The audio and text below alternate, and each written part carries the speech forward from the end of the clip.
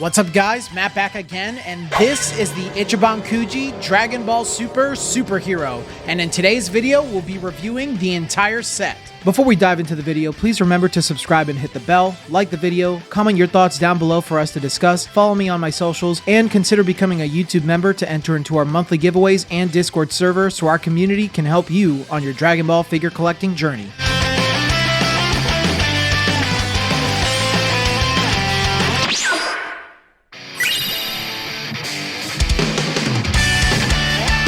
This Kuji, based on the last Dragon Ball Super film, starts things off with one of the main characters of the movie, Son Gohan in his ultimate form. Gohan plays more of a supporting main character role, as I feel as though the superhero movie brings more of a focus on Piccolo and Pan, with Gohan being thrown into the mix for his power. Gohan quickly regains his fighting sense while fighting Gamma 1 and transforms into his ultimate form. Ultimate Gohan had yet to get a Master Lee's figure, and this released at a time when Master Lee's was still lacking a variety of characters for the most part. Little did we know that this would only be the beginning. Gohan's likeness is fantastic and captures the seriousness of the character during his fight. Something that does bother me about the figure though is Gohan's hair sculpt. It feels a bit too slim and high instead of a slightly more boxy shape to it like in the film. It's not a huge deal, but always felt a little off to me. Other than that small nitpick, I think the rest of the sculpt is awesome. His bulging muscles and detailed gi look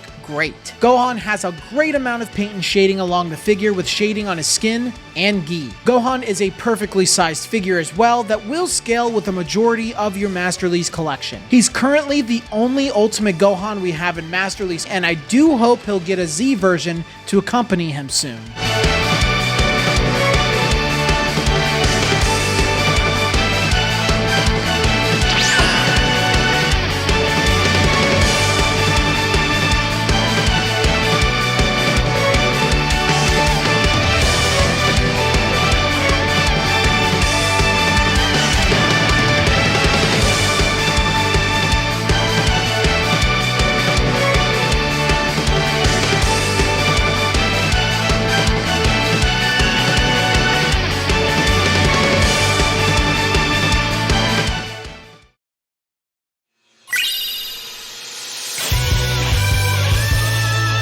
Piccolo is arguably the main character of Dragon Ball Super Superhero and shows up in spectacular fashion within this Kuji. Piccolo isn't new to Master Lee's, even back during this release, as he already got his very first release in Warriors Who Protect the Earth. However, something I neglected to mention during that review is that Piccolo, along with really that entire set, does scale a little small with most Master Lee's figures. This Piccolo rights that wrong by not only changing up a few stylistic choices, but sizes himself up for good measure. He's crouched down so he doesn't measure at a tall height, but is very well sized that reflects Piccolo's size well. Piccolo's colors have also been adjusted just like in the movie so that he has his manga colors. You can notice mostly on his pink spots on his body now being a pale yellow. Piccolo's likeness is nearly perfect, but I do have some issues with the details of his face, or rather the lack of detail. You can see some line work has been sculpted under his eyes to help make his face pop a bit,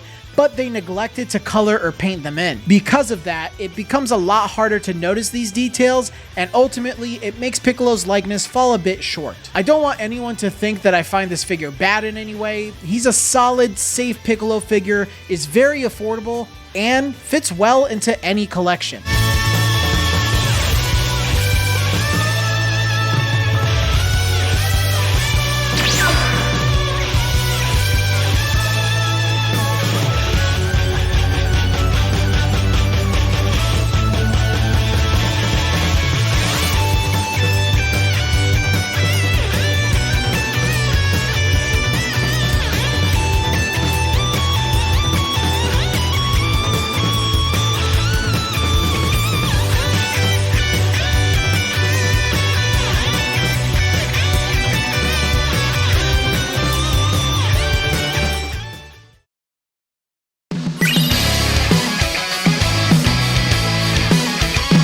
There used to be an old saying that you can't have an Ichiban Kuji without Son Goku in it. That's changed quite a bit since 2022, but that was pretty much the status quo back in the day. Goku doesn't play a large role in the superhero films, so having him featured in this set does feel a bit random. I know he has a featured scene in the movie with Vegeta, but it's not a large focus of the film. On top of that, Goku and Vegeta are based on their DBS Broly movie poster instead of superhero. It's a very odd choice and almost feels like they were leftovers from a possibly cancelled Broly Kuji from the year before. Goku's likeness is great, with plenty of detail and charm to bring the character to life. Bandai usually has some trouble with open mouth figures, but they did a great job here. Goku's hair sculpt is also done very well and doesn't look pieced together like a lot of base Goku figures tend to do. I also appreciate the texturing they did in his hair to make it look more detailed. Goku's colors are noticeably brighter as Toei started to lean closer to manga colors for most of the Dragon Ball cast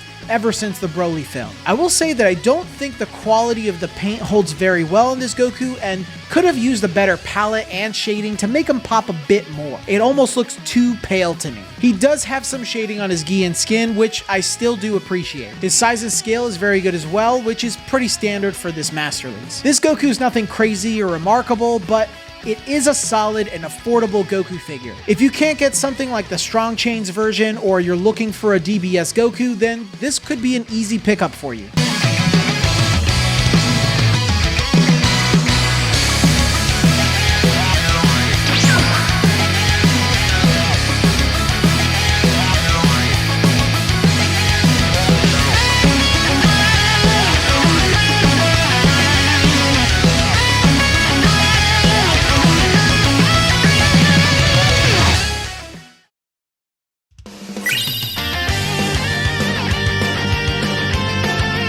Vegeta, like Goku, has a minimal role in superhero. His entire goal in the movie is to fight Goku and end things with a meme of him finally defeating Kakarot. Newsflash, Vegeta, you've beaten Goku twice already. Let me know down in the comments what you think of Vegeta's victory. Vegeta also borrows his pose and likeness from the DBS Broly movie poster, so it does feel like a strange addition overall. I will say though that I do like this Vegeta a lot more than the Goku in this set. His likeness is great and they really nailed the whole open mouth direction for this figure without making him look weird. Vegeta's hair is also painted instead of just using the sculpting material like Goku, which contrasts really well with Goku. Vegeta has a healthy mix of dark and light blues all over his jumpsuit with heavy shading. His light colored gloves and boots really contrast well with him in this style. The figure also scales really well with others and is a perfect addition to a Masterlies collection. I've mentioned before that Vegeta doesn't get as many Masterlies figures as he should. Although he is a strange addition to a superhero focused set, I still think this is one of the better figures in the set and one of the best Vegeta figures out there, funnily enough. He's super affordable too, so I highly recommend picking him up.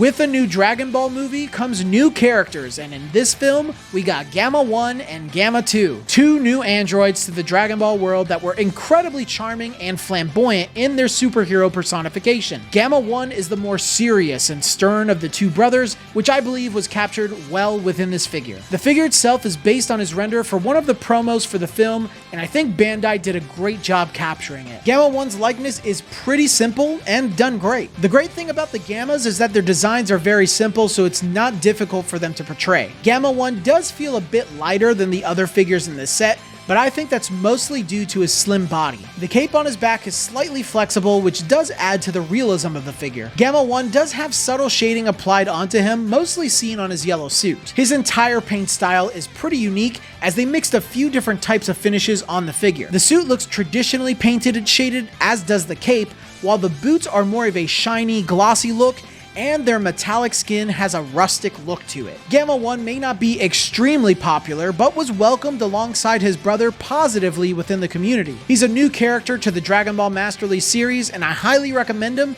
as he's the only Masterlies of Gamma 1.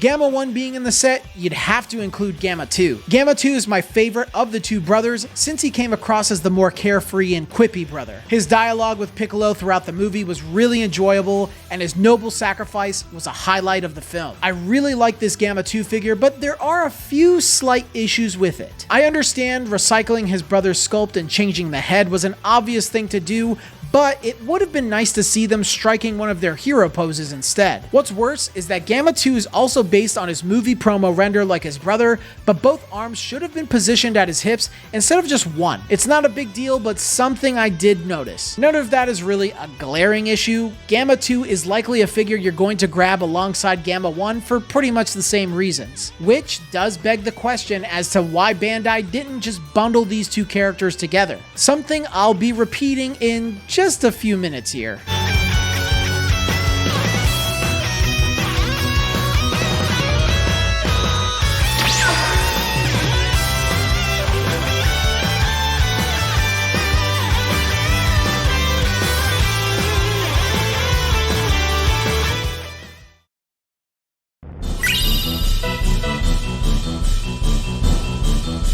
Pan's Dragon Ball Super iteration has got to be my favorite version of her. She's adorable and does give off similar vibes as Gohan when it comes to her potential under Toriyama's narrative. I'm not the biggest fan of GT Pan, so I really do appreciate that. However, I don't understand why Bandai decided to make this tiny figure its own prize. Pan's face looks great, but does lack a slight bit of detail that is at the level of many mass release figures. Her sculpt is okay and pretty true to the source with lots of cute details like her school bag and hat. However, being so small really does make the sculpt very light and feeling a bit cheap. This causes some pretty easy moments of knocking her over accidentally, at least in my experience. She also does not have any shading, which is a disappointment for any Ichiban Kuji, regardless of his size. And like I've been saying, this thing is too dang small. It shouldn't have been its own prize and maybe even scales a bit too small for Pan in my opinion. It could have easily been thrown in with Gohan or Piccolo. Not many collectors I know own this Pan or just got her for a cheap price at one point or another. She's not a terrible figure, I've definitely seen worse, but she is baffling being an individual prize within Ichiban Kuji.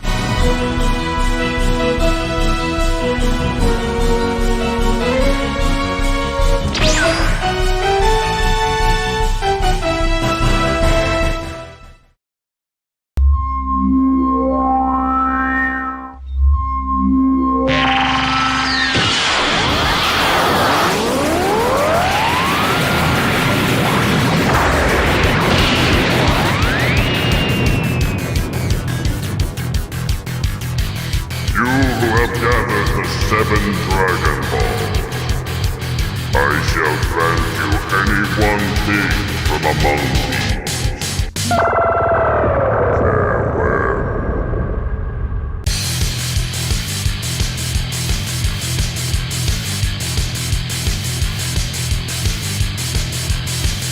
Shenron reappears for the second time in Master Lee's Ichiban Kuji since his first release in Ichiban Kuji Ultimate Variation. The last one prized Shenron in that set is my favorite Shenron and one of the best figures ever. Now, does that make this Shenron bad?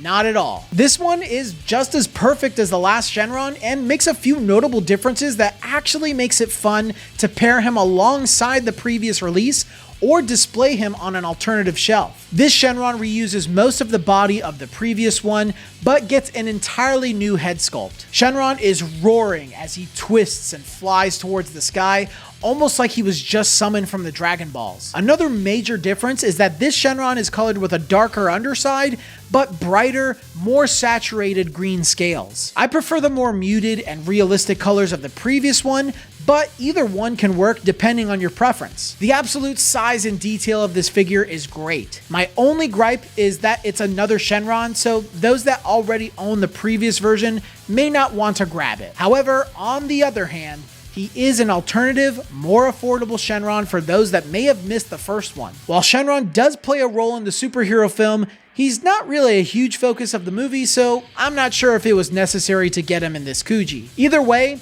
I still love this Shenron and can never say no to more of him. He's fantastic, whether he's accompanying your current collection of dragons or is your sole main Shenron.